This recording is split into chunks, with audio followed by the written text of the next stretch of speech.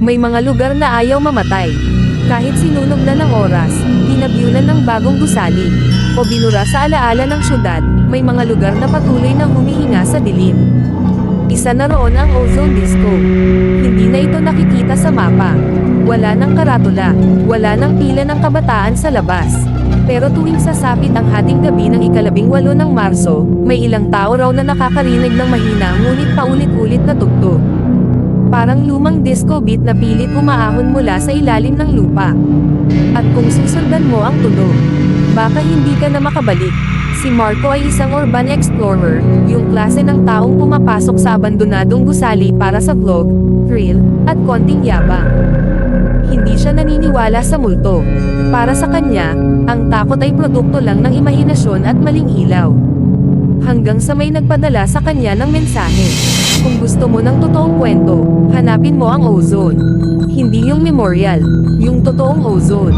Walang pangalan ang sender. Walang profile picture, pero may kasamang attachment, isang lumang litrato. Malabo, grainy, floor ng ozone disco, puno ng tao, at sa gitna, may mga anino na parang nasusunog, kahit walang apoy.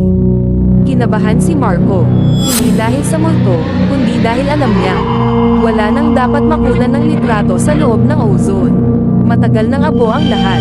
Sa tulong ng isang dating sekyo ng gusali, nalaman ni Marco ang pasukan, isang sirang fire exit sa likod ng isang parking structure. Doon daw, sa ilalim, may espasyong hindi kailanman giniba. Bakit hindi sinaren? Marco, napatingin lang ang matanda. Ayaw ng sino, ng mga naiwan. Bumaba si Marco mag-isa, dala ang flashlight at camera. Habang palalim ang lakad, mas umiinit ang hangin. Hindi normal na init, parang init ng hininga ng maraming taong sabay-sabay. Biglang humilo ang emergency light. Bughaw, luma, kumupurap, at doon niya nakita, ang dance floor. Buong buo, may disco ball pa sa kisame, itim, parang tinesta ng apoy. May bar counter na may basag-basag na bote. At sa sahig, mga bakas ng paa. Hindi abo, uling. At biglang tumunog ang speakers. Boom, boom, boom. Isang lumang disco track, masaya, masigla, at may sumayaw. Isa-isa silang lumitaw. Mga anino ng tao, pero hindi buo ang katawan. Ang balat nila'y parang nasunog na kandila. Natutunaw, tumutulo, ngunit hindi nauubos. Ang mga mata, wala. Pero ramdam ni Marco ang mga tingin. Isang babae ang lumapit, may kalahating mukhala. Ang kabilang side, itim at nagbabaga. Ang init, bulong nito. Ang saya, sabi ng isa pa, habang paulit-ulit na sumasayaw. Ngunit ang panay wala na gusto ng tumakbo ni Marco. Pero hindi siya makagalaw. Sumayaw ka, sabay-sabay nilang sabi. Biglang nagbago ang paligid. Hindi na abandonado ang ozone. Panito ng buhay. Mga kabataan, nagtatawanan, sumisigaw, pawisan, masaya. Pamoy pabango at alak. May DJ sa booth. At sa gitna ng lahat, si Marco.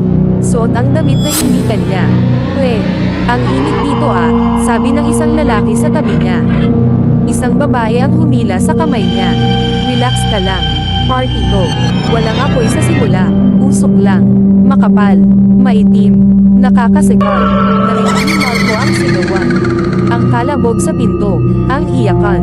May bumagsak. May nagmakaawa. Sinubukan niyang huminga. Hindi niya kaya. At doon niya naintindihan. Hindi ito alaala. Ito ay paulit-ulit. Araw-araw. Taon-taon. Walang katapusan. Ang ozone ay hindi lang lugar ng trahedya, isa itong bitag ng oras, kung saan ang mga kaluluwang may matay ay patuloy na nasusunog, hindi sa apoy, kundi sa huling sandali ng kanilang takot. Hinayla siya ng babaeng kalahating mukha. Hindi kami makalabas, sabi nito. Pero ikaw, pwede. Paano? Iyak ni Marco. May kapalit. Itinuro nito ang dance floor. Kailangan. May manatili. Nagising si Marco sa labas ng gusali. Madaling araw. Nasa kamay niya ang camera. Tumakbo siya pauwi. Hindi na siya bumalik. Hindi na siya nag-vlog. Pero makalipas ang ilang linggo, may bagong video na kumalat online. Isang urban explorer ang pumasok daw sa dating ozone site. Ang pamagat, sumayaw ako sa impyerno. Sa huling frame ng video, bago ito nag-cut, Makikita si Marco, nakatayo sa dance floor, hindi gumagalaw, at ang balat niya'y nagdidilim, parang unti-unting nasusunog mula sa loob. Tuwing ika-18 ng Marso, may mga dumadaan sa lugar na nakakarinig ng tugtog. At kung makikinig ka ng mabuti, may isang boses na sumisigaw mula sa ilalim. Huwag kayong papasok, pero ang disco beat, hindi kailanman tumitigil.